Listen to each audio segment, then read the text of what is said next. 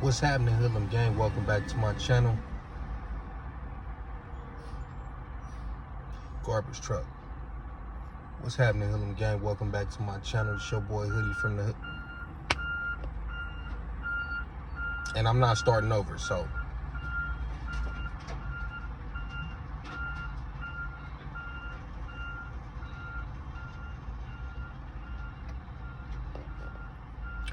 this your boy Hoodie from the Hood, aka your friend from that big O N, and I'm back at y'all with another video. But before we get started, if you happen to be new to the channel and you want to become a member of the Hoodlum Gang, all you got to do is hit that subscribe button, like the video, leave me a comment down below, share the video, tell a friend to tell a friend, hit that notification bell, go on over to IG and follow me at Hoodie from the Hood. Now look,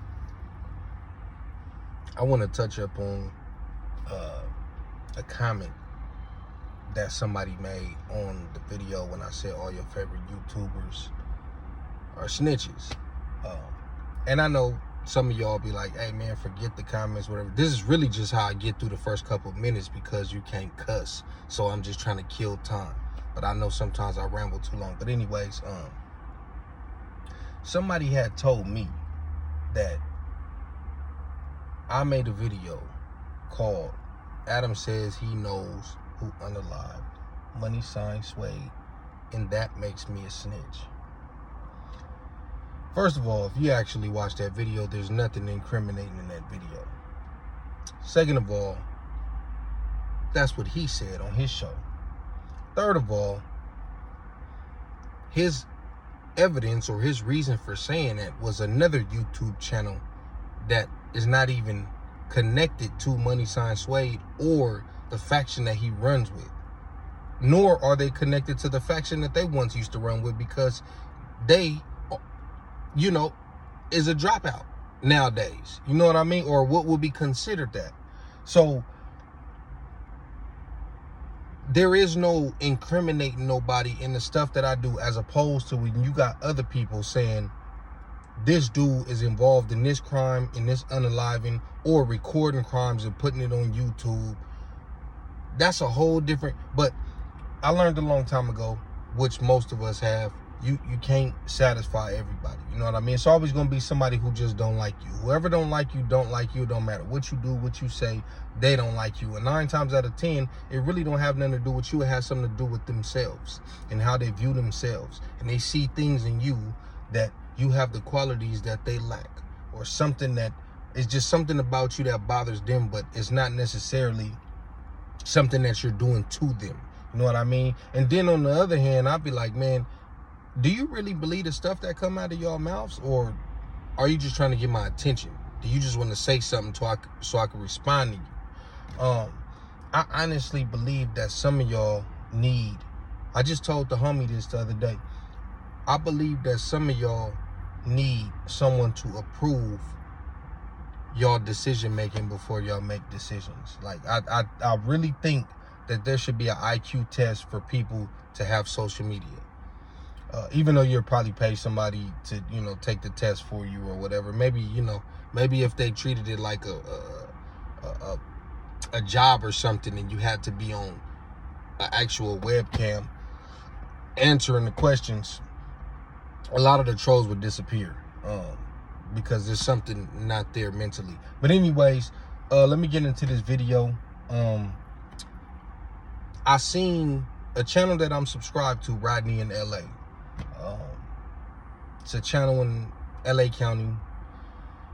He goes around, he used to just ride through people's hoods and document the gang graffiti and speak on what he knows about the hood, whether he knew that just based on being in, you know, around that area, or if he got it all off the internet. Didn't matter. It was entertaining to me. It's entertaining to a lot of people. So shout out to Rodney in LA.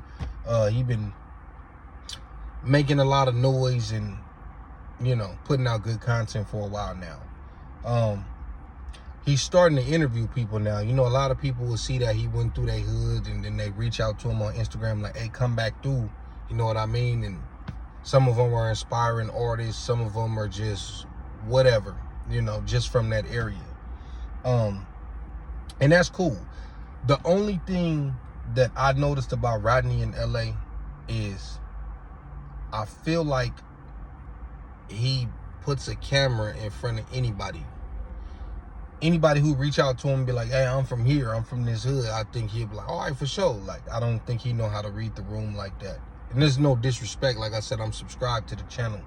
I remember when I first met Alex Alonso, when he interviewed J.O. in the alley, and there was a couple big homies there, Big Tie Stick, Kurt Dog, and when I was talking to him off camera, he asked me, he was like, hey, how old are you? And then I told him, I think I was, at the time, I was 30. And he was like, okay, man, what's up, man? Like, you want to do an interview? I'm like, yeah. He was like, you look kind of young. He was like, I don't interview people under 25. And I guess that's because mentally where people was at, and they be dissing and just doing too much. And I'm like, nah, homie, you know. So that's how I ended up getting that interview when we was sitting in the park, where a lot of y'all was first introduced to me, because I was in the one with J.O., but I was just in the background. I didn't really talk. You just, if you click on the video, you'll see me there. But that's how I ended up getting that one. He came back like 6 months later and interviewed me in 49 Park. But anyways, I think Rodney in LA should take some pointers from that, because sometimes this is how you end up in these types of situations. And some people would take it as you're promoting this type of stuff. And I'm not saying you are. I'm just saying some people will be like, yo, you promoting this type of rhetoric and BS by putting these people on your platform, putting a camera in front of them, knowing that they're not all the way there. They own the BS still. And it just looks like you're, you know, adding fuel to the fire. So, Hoodie, what are you talking about? I'm talking about he went to El Monte, which is a city, or El Monte. I know how to say it right. El Monte is a city in the San Gabriel Valley part of LA County. And he interviewed these youngsters from a gang called EMF El Monte Flores. And throughout the interview, they get to a certain part where Rodney asked them about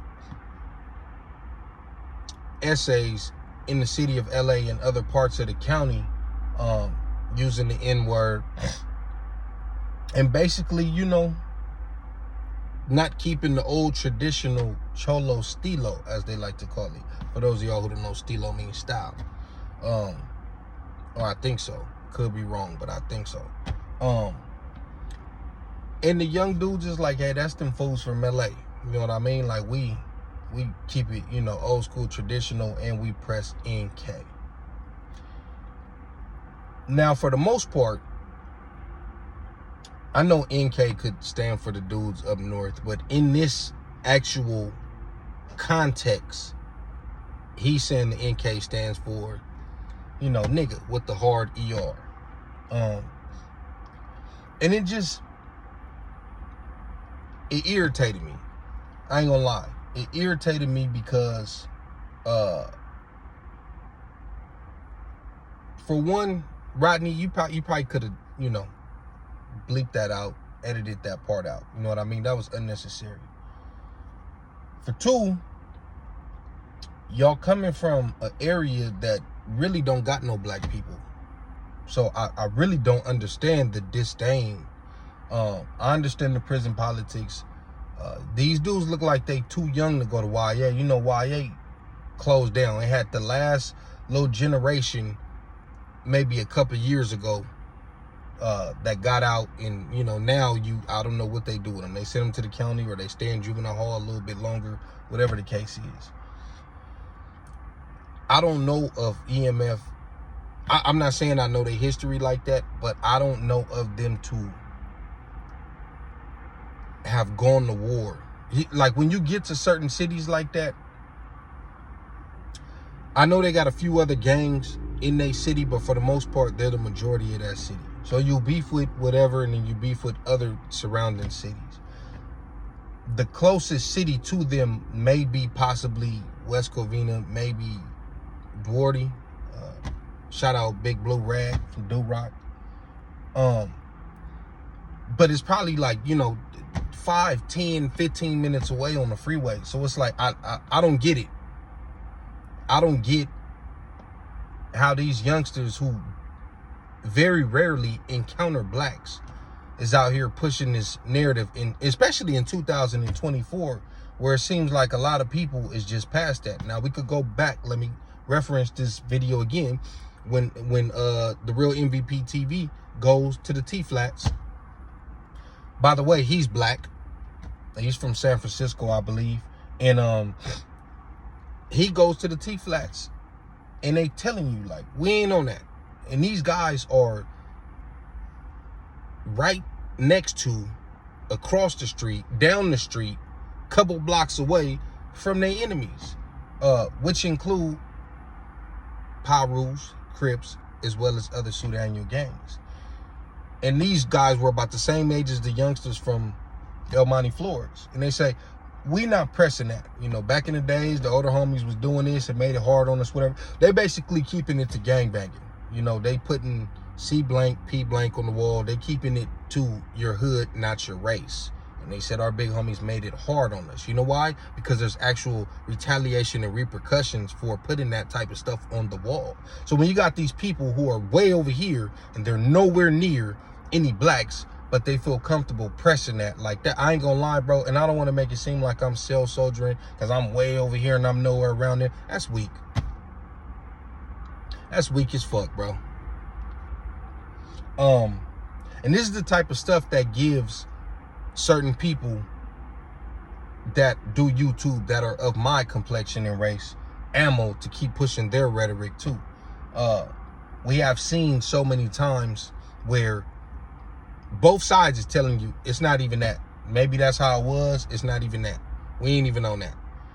But some people, they old school mentality and they don't want to let it go. But I can't respect it, homie. I don't respect it at all. I just told y'all with the dude, the dude that was on the girl's channel, the Indicted TV, where he was like, it's basically PC versus GP. You know what I mean? If you GP, we all getting off. It don't matter what race it is. You know what I mean? It ain't about that. It's about general population versus PC. That's equivalent, if you don't know, in California to good versus evil. You know what I mean? Take it how you want to. So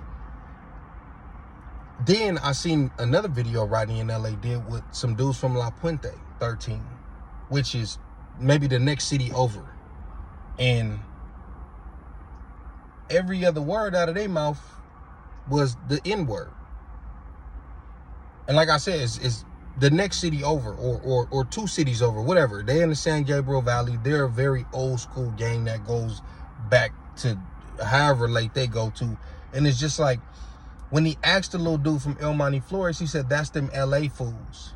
We from the valley, we keep it old school. Then you go 2 cities over or a city over, couple minutes in the valley, and these dudes is using the N-word. And it's just like, I just seen a lot of, I don't want to say it's fraudulence in the Monte Flores, because if that's how they feel, that's how they feel. I don't know who they're actually unaliving, but also I seen a video with the dude, I don't know if y'all know King Nico. He was doing a lot of skits. He locked up right now. He's black and Mexican. He's from East LA. And I remember a long time ago, he said that he was in El Monte somewhere, and he may have been with his mom. I could be wrong. He said he was standing outside, and he just hears somebody, saying fuck, and it's the derogatory term for black people. Now he black and Mexican, but he's darker than me. He said he looking around like, who they talking to? Long story short, they was talking to him. Somebody was yelling it to him.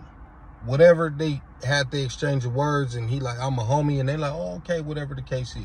So I am aware of the mentality of that part of town. But like I said, you ain't nowhere near around the people that you supposedly got an issue with, besides other Hispanic gangs.